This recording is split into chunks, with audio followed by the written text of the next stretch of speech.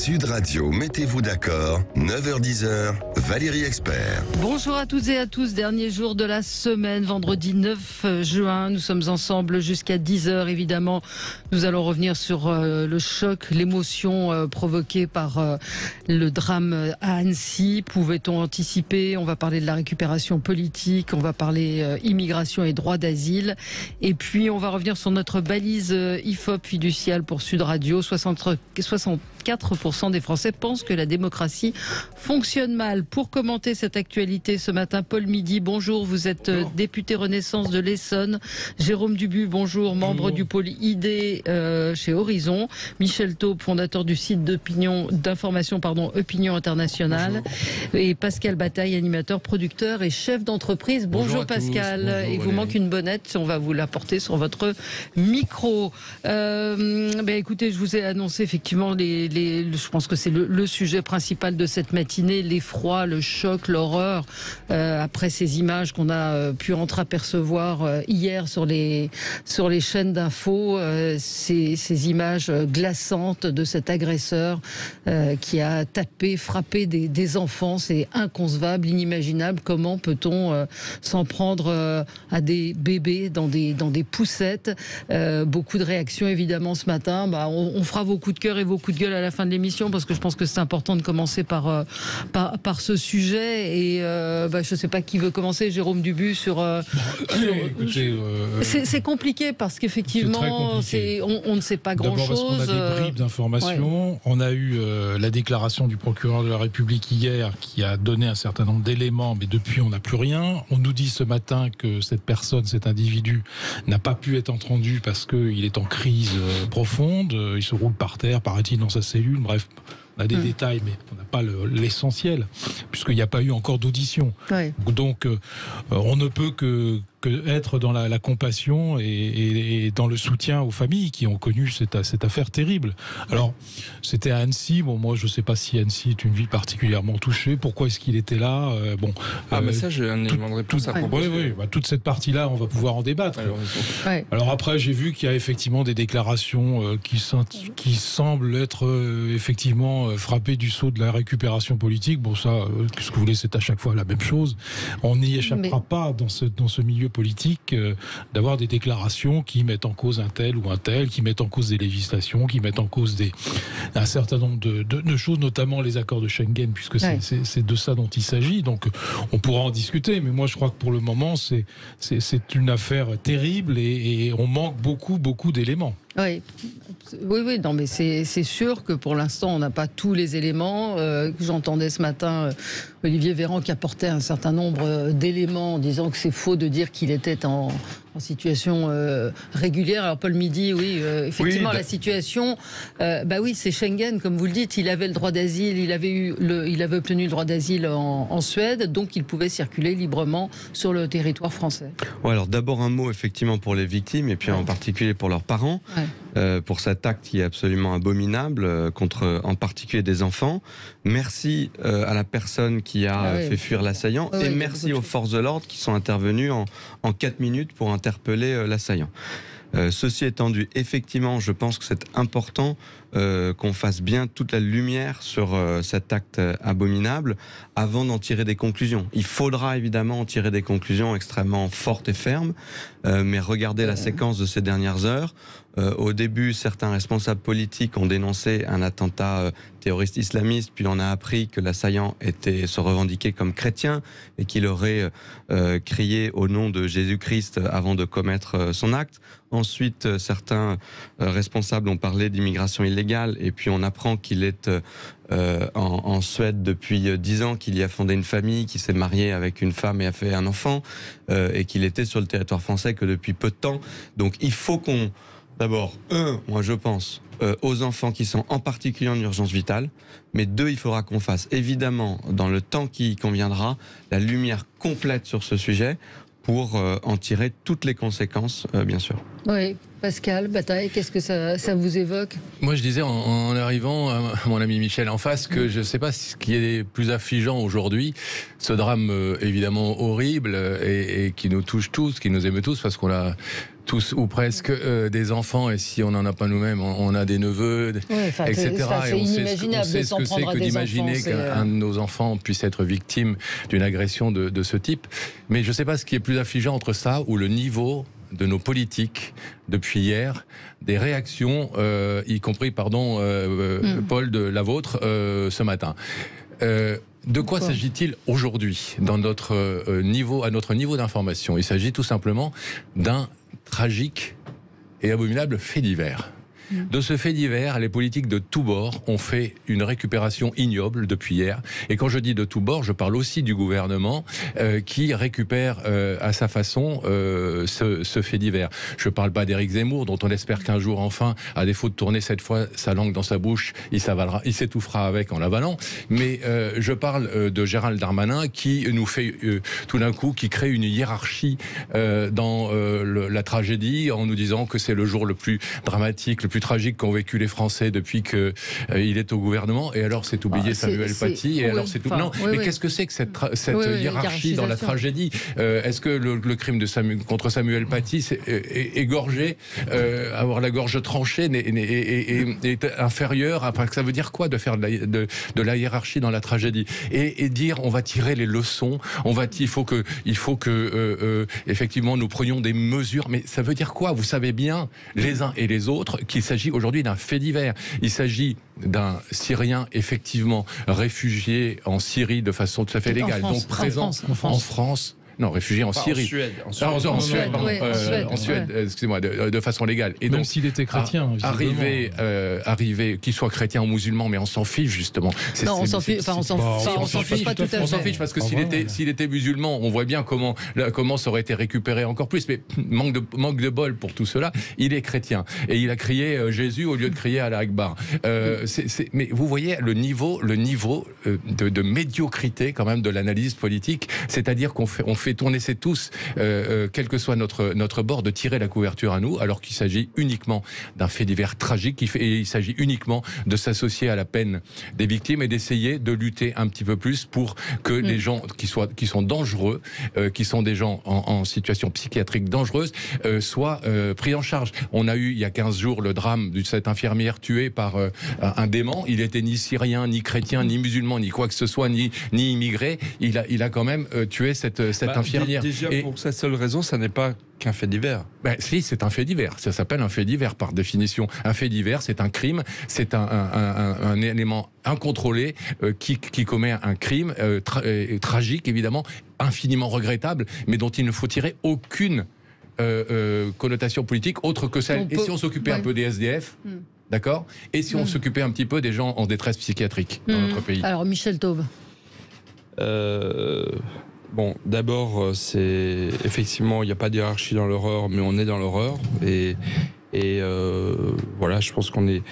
Moi, je suis plus gêné d'en parler à cause justement du caractère particulièrement tragique de ce qui s'est passé que pour de prétendus risques de récupération politique ou pas.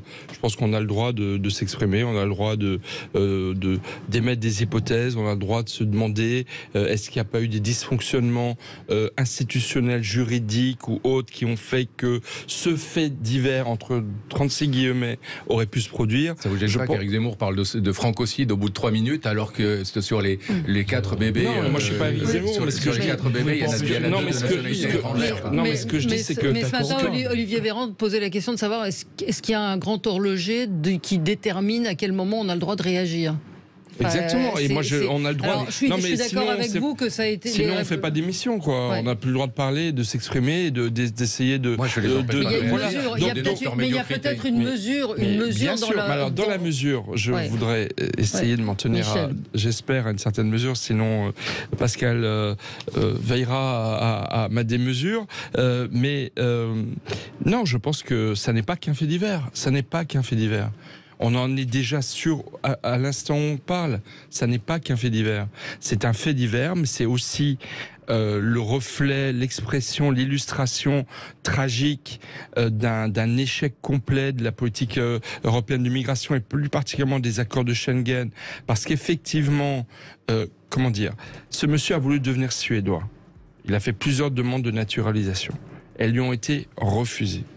Il a été, ça fait 10 ans qu'il est sur le sol européen. Manifestement, de ce qui a été dit, il a échoué. Il a échoué dans sa tentative d'intégration ou d'assimilation à la société suédoise.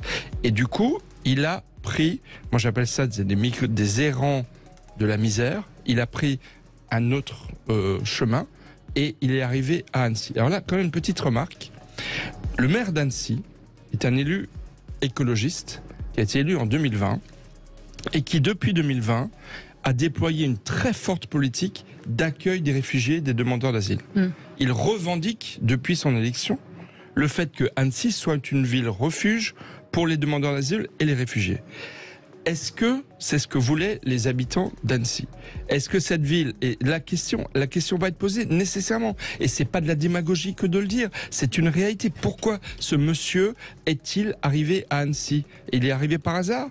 Non, il y est arrivé parce qu'il y a été, lui et beaucoup d'autres, y ont été encouragés. Et le troisième point que je voulais dire... Vous allez le développer après parce qu'il faut qu'on marque une toute petite pause. Merci. Sud Radio, mettez-vous d'accord, 9h-10h, Valérie Expert.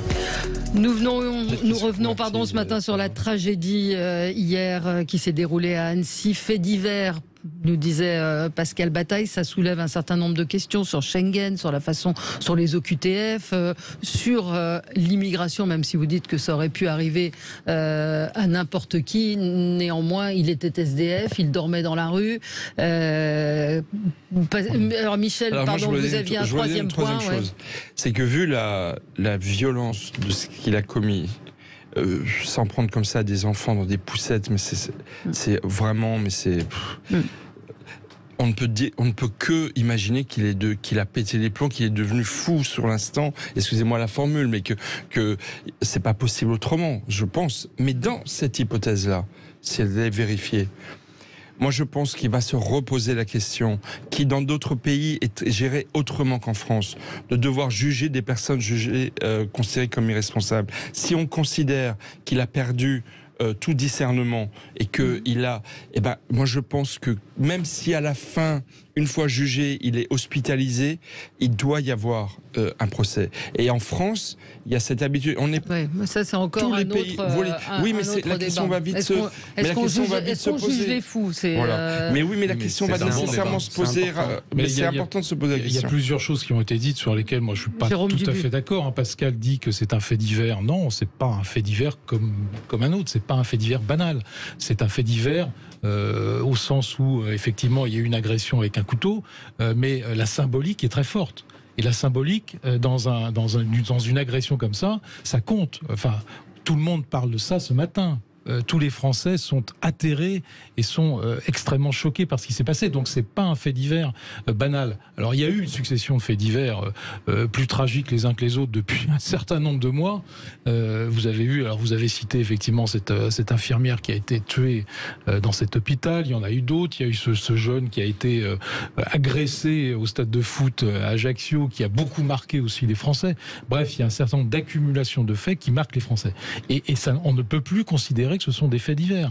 Ce sont des faits symboliques qui marquent la population. Quant à l'affaire du maire d'Annecy, moi je sais pas, le type il a peut-être été accueilli par des associations, etc. En tout cas il était dehors, c'était un SDF, il dormait dehors depuis un certain nombre de mois.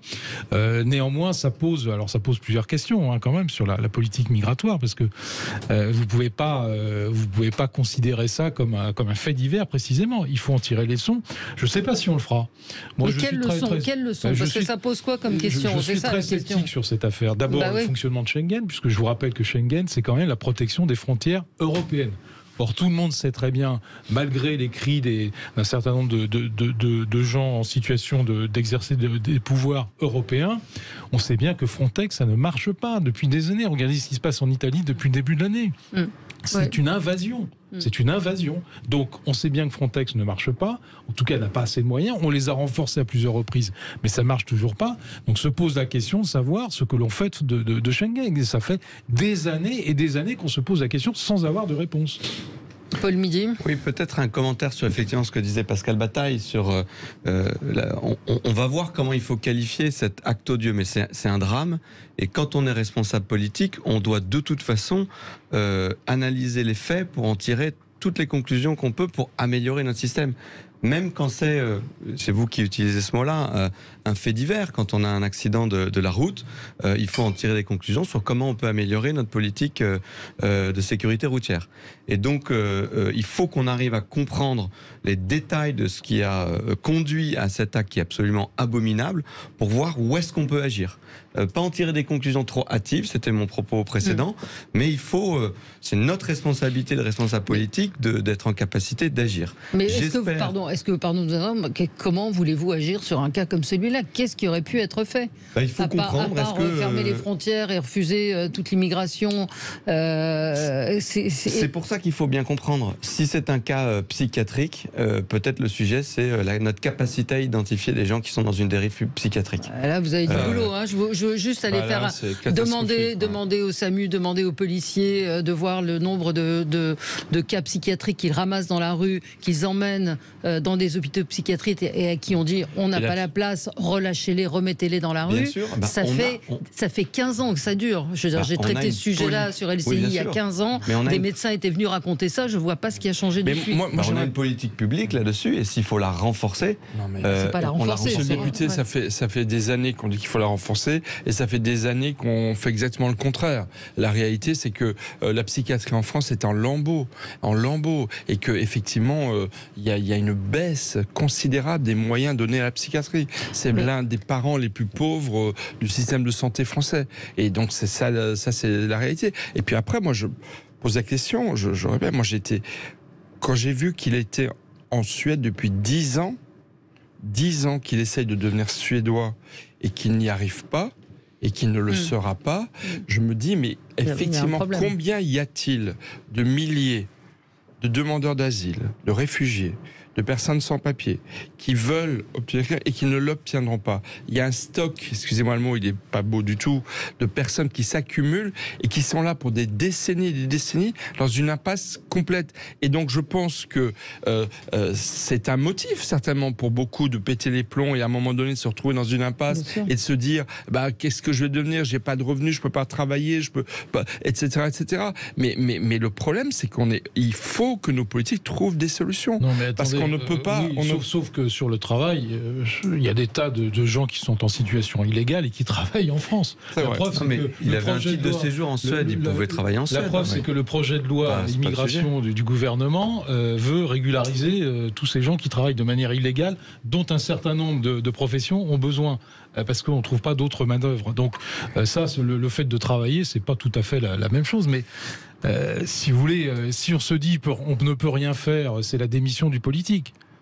Et ça, c'est pas possible. Enfin, je veux dire, vis-à-vis de la population, c'est pas possible. C'est peut-être de la lucidité aussi. Oui, mais enfin, on peut pas dire ça. Il y a un moment où il faut faire en sorte qu'on puisse répondre à ce genre de problème. Pascal Bataille. Moi, pardonnez-moi d'être en profond désaccord avec Jérôme là-dessus et un peu en désaccord avec Paul aussi.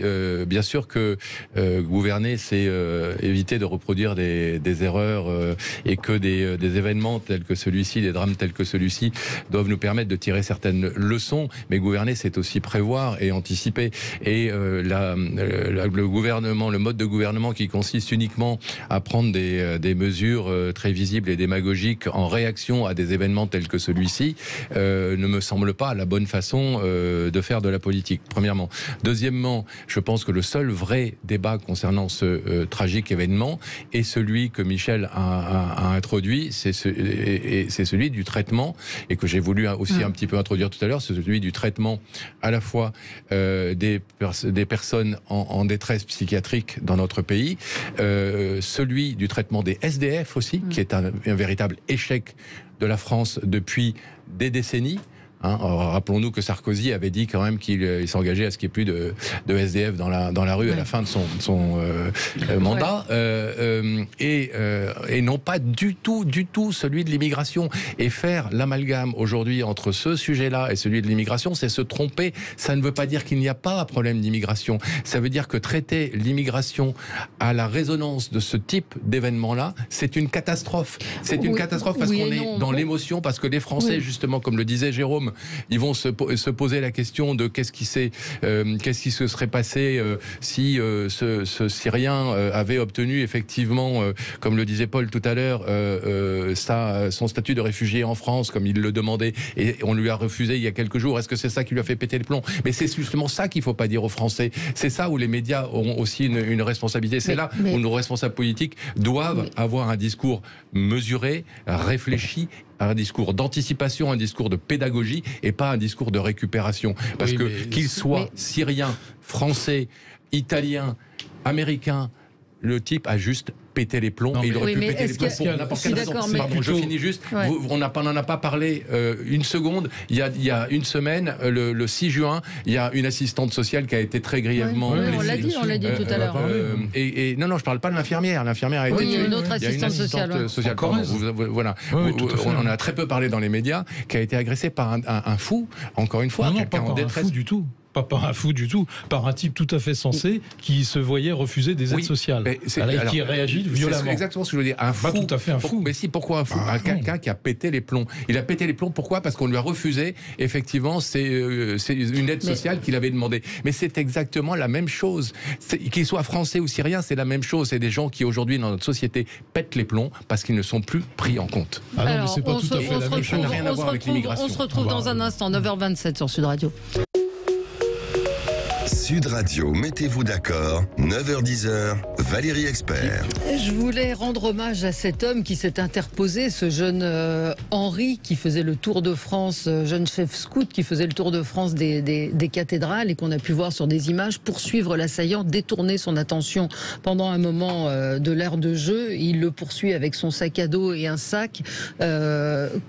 Enfin, c'est assez courageux. Et puis coup de gueule sur ces gens qui filment. Enfin, moi, j'avoue que je ne comprends pas qu'on puisse filmer dans une situation comme celle-là. Soit on va aider, soit mais prendre son appareil photo et filmer, ça me semble totalement incohérent. Je vous rejoins parfaitement. Un grand bravo et au courage de ce jeune homme, Henri, d'avoir tout fait pour faire fuir l'assaillant. Et je pense qu'il a eu un impact, l'enquête le dira, mais sûrement un impact important pour préserver certains enfants. Et donc vraiment, ça, il faut le saluer et bravo. On peut être étonné effectivement de gens qui filment.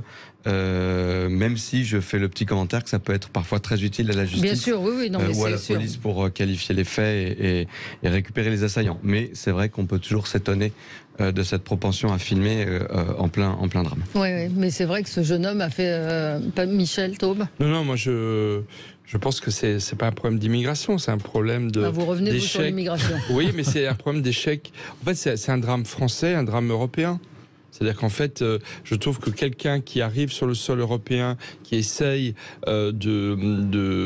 d'avoir un statut définitif, de se naturaliser, etc., il ne doit pas pouvoir librement circuler dans le reste de l'Europe si dans le pays où il est arrivé, il a échoué à s'intégrer. Mais on ne sait pas s'il a échoué à s'intégrer. Parce que vous êtes 10 ans dans un pays, en réalité, il a toujours ce statut de réfugié, il s'est marié, visiblement, il a un enfant là-bas. Enfin, je n'ai pas l'impression que ce soit un échec. Moi, je ne sais pas pourquoi il est arrivé en France après. Ça, et aux dernières informations, il vivait dans ce hall d'immeuble de façon tout à fait pacifiée avec les habitants de l'immeuble. Il ne dérangeait personne. Effectivement, on a là un changement assez brutal d'attitude. Notre principe d'assimilation, je ne parle pas de l'intégration, je parle de l'assimilation, ce qui est encore un degré supérieur, ne fonctionne plus depuis des années. Même l'intégration, on peut se poser la question. Oui, mais peut-être un mot quand même, rendre hommage à cet homme qui... évidemment. non, mais Paul s'est Lafay, interposé il a parfaitement raison, qui a eu du courage. Et parce que c'est je sais tellement pas rare. Comment ce qu'on ferait dans ces cas-là.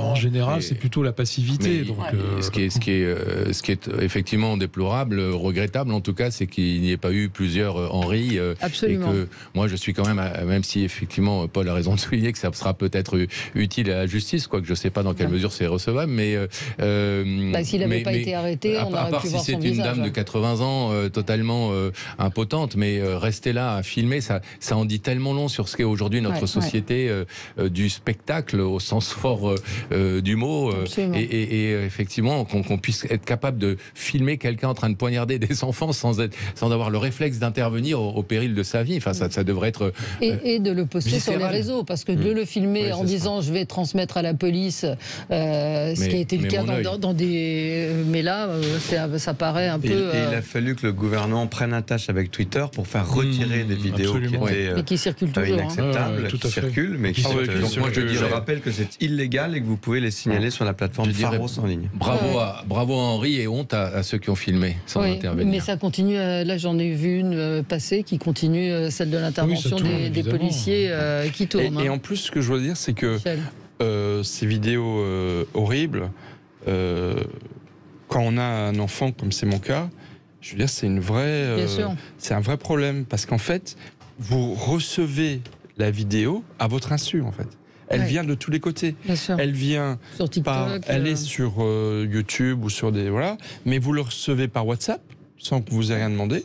Vous le recevez par Telegram. Vous le recevez, et en fait, vous n'êtes même plus maître de l'information que vous recevez. Et je veux dire, mais combien d'enfants vont tomber là-dessus, quoi? C'est inévitable, en fait. Et là, je trouve que on a tous les moyens technologiques. Lorsqu'il y a un contenu spécifique qui est clairement identifié, et là, ça l'est, il devrait y avoir des solutions technologiques pour véritablement retirer de toutes les plateformes, quelles qu'elles soient, un contenu clairement identifié. Là, il y a 3, 4, 5 vidéos. Ça devrait être technologiquement possible de les supprimer. En tous les cas, il faudrait que ce le soit, quoi. Oui, et je mentionne d'ailleurs, puisqu'on anticipe aussi quand on fait de la politique, et qu'il y a un projet de loi sur la sécurisation et la régulation de l'espace numérique qui arrive au Parlement dans les prochaines semaines, avec notamment une mesure qui donne beaucoup plus de responsabilité aux plateformes pour modérer ces types de contenus. Et si elles ne le font pas, on pourra leur mettre des amendes qui sont extrêmement importantes au niveau européen. Bon courage. On le fera, ne vous inquiétez pas. On va passer à ce qui a retenu votre attention dans l'actualité, autre que ce drame qui évidemment occupe tous nos esprits et tout l'espace médiatique. Pascal, vous aviez un coup de cœur politique. Oui, j'avais un petit coup de cœur, effectivement, pour ce groupe Lyot, dont on a beaucoup parlé ces derniers temps. Et, vous désespérez, Paul Midi. Et pour le travail, à mon avis, extrêmement nécessaire, qui est fait par ce groupe, qui d'abord a la vertu, à mes yeux, de réunir des gens de tendances différentes, qui arrivent à s'accorder sur un certain nombre de sujets. Comme ça, c'est le moins qu'on puisse dire. On pourrait dire pareil de Renaissance. Vous y avez aussi un grand panel de députés. Je pense que depuis 6 ans, on est derrière le président de la République avec, je pense, une politique assez cohérente. C'est vrai que pour l'instant, il n'y a pas trop de frondeurs. Avec M. De Courson, qui a défendu pendant des dizaines d'années une pureté budgétaire et le fait d'augmenter l'âge de départ à la retraite, qui maintenant qui avait proposé une loi, heureusement qu'on a réussi à repousser, pour faire l'inverse de ça. Je pense qu'en termes de cohérence, je pense qu'il y a un petit sujet au groupe Lyot. Alors, je reprends en tout cas mon coup de cœur. J'entends bien que Paul puisse avoir un avis différent, et il l'exprimera évidemment tout à fait librement. Moi, je ne juge pas de la ligne politique tenue par Lyot, ou de sa cohérence par rapport aux positions de tel ou tel de ses leaders il y a 10 ans. Je juge de son travail au sein du Parlement, qui me semble refléter l'essence même de ce que devrait être le travail parlementaire ça est l'exercice de la démocratie. On a une présidente de l'Assemblée nationale dont la lâcheté politique n'a d'égal que l'ambition personnelle. On a ça c'est dit. On a un groupe Renaissance qui, effectivement, malheureusement, et Paul le soulignait lui-même, est un groupe croupion depuis des années. On a un groupe NUPES qui est constitué par une bande de hyènes hystériques et déchaînées. On a un groupe RN qui a mis ses beaux habits de ville, mais dont la génétique fait que les coutures craquent régulièrement comme le costume de Hulk, et que ça... Le naturel, pardon, qui est très responsable, un groupe Horizon. La naturelle revient au galop. On a un groupe Horizon qui a le mérite de ne pas se faire entendre et d'être on l'entend pas, et d'être très silencieux.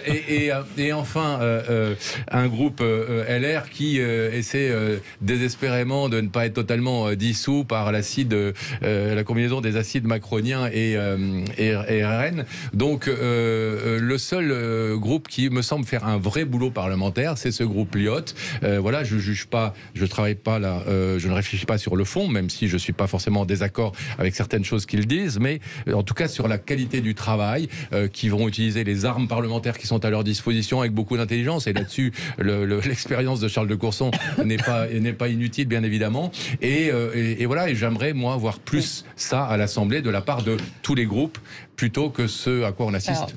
Récemment. Alors, je vais modérer votre enthousiasme. Parce que moi, je voudrais quand même dénoncer, vous êtes sûr que vous ayez bien en tête ce qui s'est passé ces derniers jours autour du groupe Lyotte, de dénoncer leur manœuvre qui n'était faite que pour réunir et le Rassemblement national et la France insoumise, donc dans un projet commun qu'on a évidemment réussi à repousser. Et je crois au défi de toute cohérence politique. Et donc, oui, on peut faire n'importe quoi. C'est permis, mais on peut aussi être cohérent et poursuivre des politiques cohérentes avec un sens et un but, sans s'allier d'ailleurs avec des forces politiques d'extrême, ce que nous ne ferons jamais. Oui, le groupe Lyotte, c'est un peu l'auberge espagnole, si vous voulez. C'est tous les déçus, les dissidents qui ont été élus sans étiquette, etc., qui se sont regroupés. Alors ça fait pas du tout une cohérence et une politique claire. Vous avez, Paul a cité Monsieur de Courson, il y en a d'autres. Le président du groupe, Bertrand Pancher, il était socialiste de mémoire. Alors bon, c'est pas une tare. Non, c'était un radical de gauche. Oui, bon, voilà, radical de gauche, croupion des socialistes. Pourquoi l'auberge espagnole serait une mauvaise chose? Parce que vous avez des gens qui, dans leur histoire politique, avaient des convictions totalement différentes. Alors vous essayez de mettre ça, mais ça fait pas une mayonnaise cohérente, si vous voulez. Juste quand même, moi je voudrais souligner une conséquence quand même concrète de tout ce qui s'est passé là. C'est que Emmanuel Macron avait quand même essayé de les draguer, ces 20 députés. On a oublié de dire aussi qu'il y a beaucoup de députés ultramarins qui se sont regroupés dans ce groupe et qui ont toujours eu dans le passé... Non, mais c'est important, parce que depuis des décennies, ils avaient du mal à avoir une certaine unité de discours commun, et le groupe Lyotte a réussi à le faire, et c'est très bien. Et j'aimerais ajouter, moi je suis tout à fait d'accord avec vous sur Charles de Courson, il s'est déjugé lui-même par rapport à son passé pour s'acheter une image d'immédiatique qu'il n'a jamais eu dans le passé, ou pas à la hauteur peut-être de son talent de gestionnaire. Mais il y a une conséquence politique très importante. Emmanuel Macron a voulu les mettre dans son escarcelle. Il les a vraiment dragués au début de la législature. Il n'a pas réussi. Et une des conséquences que cela risque d'avoir, c'est que le groupe Lyotte doit peut-être monter une liste aux élections européennes, et ça va gêner la Macronie pour une raison très simple, c'est qu'ils ont au moins un point commun, les membres du groupe Lyotte, ils sont très pro-européens, comme l'est Emmanuel Macron. Et il risque d'y avoir deux listes, parce que Emmanuel Macron a au moins le courage, je trouve, d'assumer son engagement européen, contrairement aux LR, contrairement aux socialistes qui font semblant d'être européens et qui le critiquent tous les jours. Mais là, il va en avoir un deuxième liste qui risque d'avoir beaucoup d'écho médiatique dans la foulée de ce qu'ils ont fait ces dernières semaines. Et ils risquent d'y perdre beaucoup. Vous risquez d'y perdre beaucoup dans la bataille des Européennes qui va commencer dès septembre prochain. Encore faut-il que le groupe Lyotte assure sa cohérence, qui n'est pas du tout garantie. On regarde pas le groupe Lyotte, on se retrouve dans un instant. Sud Radio, mettez-vous d'accord, 9h-10h, Valérie Expert. Allez, on continue notre tour de table, les coups de cœur, les coups de gueule en fin d'émission. Aujourd'hui, on doit donner la priorité à l'actualité et au drame d'Annecy. Paul, quelque chose de positif avec vous? Oui, un coup de cœur, parce que vous savez, les chiffres de l'emploi ont été annoncés pour le premier trimestre, et on a créé 90 000 emplois ce premier trimestre 2023. C'est une très bonne nouvelle vers notre progression pour aller au plein emploi. Vous savez, moi je suis né il y a 40 ans dans ce pays, qu'on a connu quasiment que le chômage de masse, et là on est en train d'aller vers le plein emploi. Pour aller au plein emploi d'ici 2027, il faut qu'on crée à peu près 60 000 emplois par trimestre. Là, on en a créé 90 000, donc on a pris un peu d'avance et c'est une très bonne nouvelle. On va évidemment continuer à travailler sur ce front-là. Je mentionne par exemple que moi, je suis en mission auprès du gouvernement. Je rendrai mon rapport la semaine prochaine à la veille de Vivatech sur ma mission en soutien à l'investissement dans les startups, les PME innovantes. C'est le premier moteur de création d'emplois dans notre pays et je ferai notamment une proposition dite jeunes entreprises, d'un mécanisme dit jeunes entreprises pour aider 100 000 PME à créer 100 000 emplois, c'est-à-dire 10% de ce qu'il nous faut pour aller au plein emploi d'ici 2027. Et ça en les aidant à lever des fonds et à pouvoir développer leurs activités. On attend de voir effectivement comment vont se développer ces emplois et je vous enverrai si on arrive mon rapport la semaine prochaine. Avec grand plaisir. Michel, c'est un coup de gueule.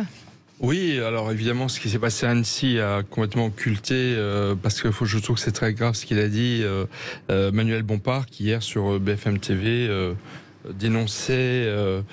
disait que les musulmans sont de la chair à canon médiatique et que parce que une journaliste montrait une vidéo d'une lycéenne qui disait que 16 ou 18 enfants sur 30 portaient l'abaya, pour lui c'était pas un sujet et qu'il dénonçait à travers cette question le fait que les musulmans sont de la chair à canon médiatique. Et je pense que c'est très très grave de dire cela.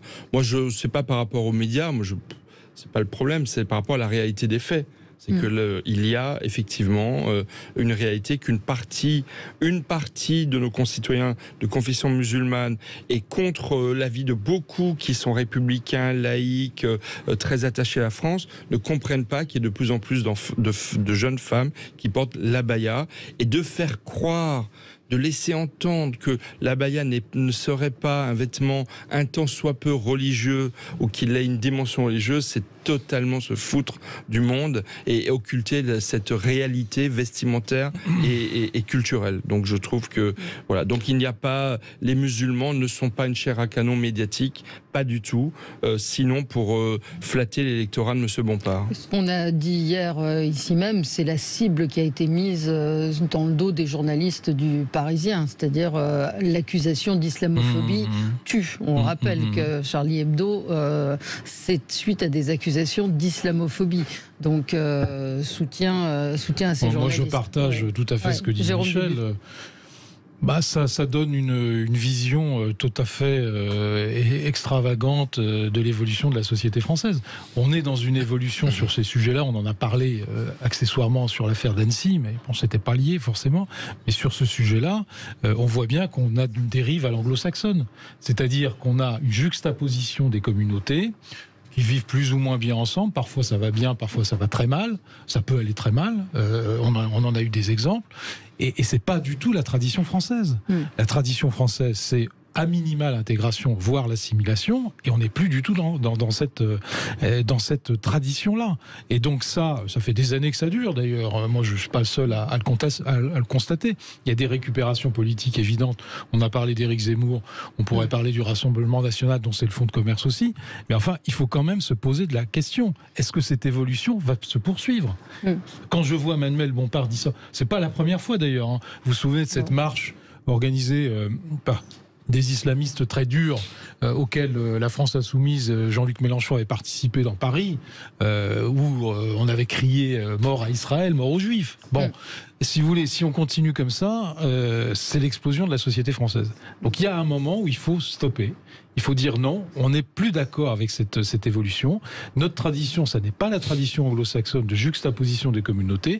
Notre tradition, c'est l'assimilation, c'est l'intégration. Oui, Pascal Bataille. Alors, je vais apporter un petit bémol, personne n'en sera surpris apparemment. C'est que, effectivement, moi je pense que la phrase de Bompard était tout à fait inappropriée. Les musulmans en France sont pas forcément simplement la chair à canon médiatique, ils sont en tout cas de la chair à canon politique. Et vous venez de le montrer parce que effectivement, on vient de faire encore une fois l'amalgame entre musulmans et islamistes. Et Michel a souligné à juste titre que l'immense majorité des musulmans, je finis juste, l'immense majorité des musulmans qui vivent en France ne portent pas la baya, sont intégrés, je l'ai dit, sont même pour... Oui, il y a une augmentation, du phénomène. On peut pas nier. Bien sûr, mais l'immense majorité des musulmans qui vivent en France sont parfaitement intégrés, pour certains même assimilés, et ne portent pas l'abaya et ne revendiquent absolument pas. Ils sont même choqués, comme le disait très bien Michel, que certains puissent apporter. Et donc, si on dénonce ça comme un fait musulman au lieu de dénoncer ça comme un fait islamiste, on fait un amalgame. Mais là, c'est vous qui dites que celles qui portent l'abaya sont des islamistes. Bah, si, oui, 100% pour moi, ce sont des islamistes. Pour moi, 100% des islamistes sont musulmans, non? On est d'accord? Oui, 100% des... Voilà. Mais pas 3% des musulmans sont des islamistes et j'ajoute en France. Que malheureusement, parmi les jeunes de confession musulmane, il y a une très forte poussée. Ça fait depuis 10 ans, ça fait 8 ou 9 ans que l'Institut Montaigne avait sorti une étude qualitative qui a été très très bien soignée, qui montrait que plus de la moitié, que l'on était à 48% des Français de confession musulmane de moins de 25 ans qui pensaient que la charia est supérieure aux lois de la République. Alors c'est une réalité. Il y a une montée du fait islamiste, bien sûr, dans la communauté musulmane de France. Dénonçons la montée de l'islamisme. Voilà, luttons contre la montée de l'islamisme, mais quand on voit Éric Ciotti qui en faisant interdire par exemple les abayas, pourquoi pas, et qu'il annule parce qu'il apprend que le fou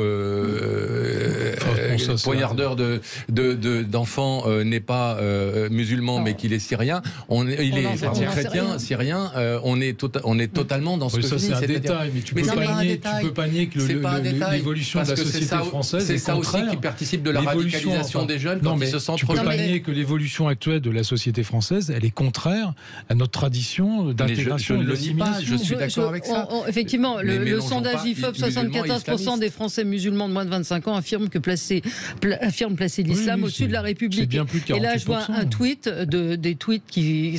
Je suis traumatisé sur BFM, ils ont filmé les filles qui enlèvent leur hijab à l'entrée du lycée, ils ont zoomé sur elles à l'intérieur pour laisser apparaître leur chevelure. Ah, je suis trop choquée. Oui, c'est vraiment chaud de filmer des filles devant leur lycée sous prétexte qu'elles portent le hijab. Ça fait trop de peine.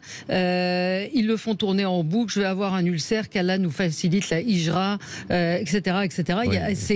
Vive les réseaux sociaux. Vive les réseaux sociaux. Enfin, il y a eu une augmentation des signalements pour ces vêtements religieux. Mais je ne le nie pas. Donc le Parisien était tout à fait en légitimité de traiter le sujet en disant y a-t-il un problème? J'ai jamais dit le contraire. Et par ailleurs, il y a une loi. Il y a un vrai Moi, sujet. je fais un petit rappel à la loi. C'est la loi de 2004. Je vous relis le texte. Dans les écoles, les collèges et lycées publics, le port de signes ou tenues par lesquels les élèves manifestent ostensiblement une appartenance religieuse est interdit.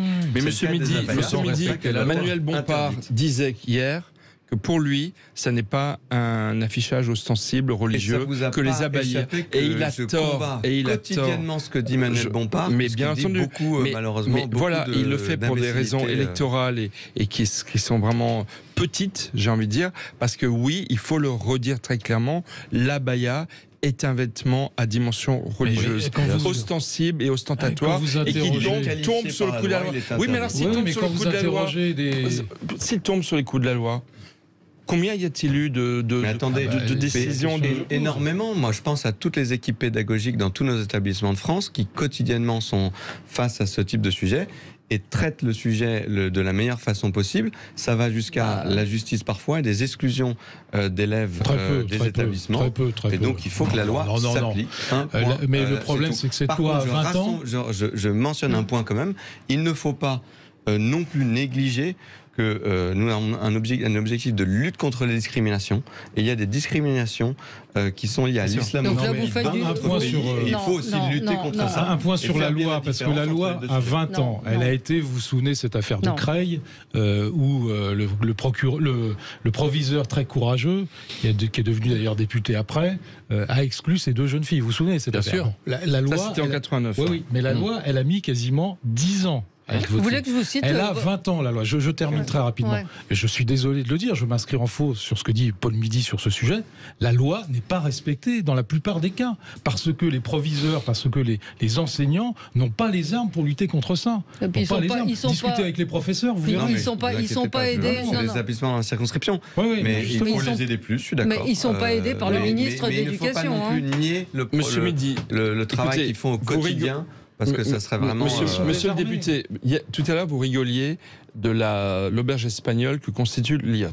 Je vais vous poser une question très simple. Est-ce que vous demandez au ministre de l'Éducation nationale d'informer officiellement et publiquement tous les chefs d'établissement que l'abaya est interdit dans les écoles parce qu'il tombe sur le coup de la loi de 2004. Est-ce que vous lui demandez? Et deuxième question, est-ce qu'il va le faire? Est-ce qu'il va le faire? Parce que Jean-Michel Blanquer... Non, c'est une évidence et c'est déjà le cas. Mais non, ces faits sont mesurés. Et c'est le cas. Mais enfin, c'est la loi. Pardon, c'est la loi. Il n'y a pas besoin de le ministre n'a pas lu la loi alors. Il n'a pas lu la loi parce que je ne l'ai pas entendu le dire. Attendez, je vais vous mettre d'accord.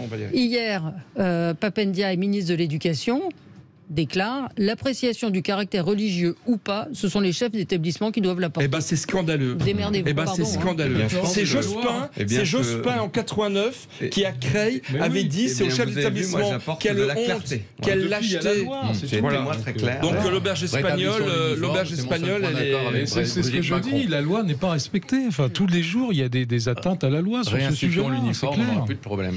Allez, merci à vous. On se retrouve dans un instant pour l'émission d'Elia avec une icône. Mon coup de gueule est passé à la trappe. Oui, votre coup Merci de gueule. Valérie. Votre coup de gueule, c'était sur l'Ukraine. Non, mais c'est pas grave. Bon, vous serez réinvité. Evelyne Delia sera avec nous dans un instant. À tout de suite.